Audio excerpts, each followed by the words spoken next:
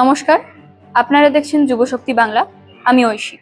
এখন প্রশ্নের মুখে কোচবিহার জেলার একমাত্র তৃণমূল কংগ্রেস বিধায়ক তথা সিতাই বিধানসভার সঙ্গীতা রায়ের বিধায়ক পদ।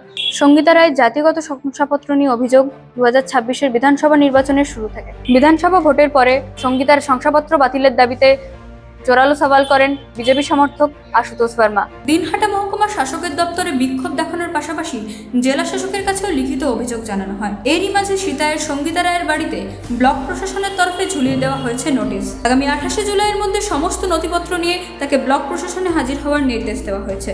এ বিষয়ে বিজেপি নেতা আশুতোষ বর্মার দাবি, তাদের দীর্ঘদিনের লড়াইয়ের ফলেই এই নোটিশ।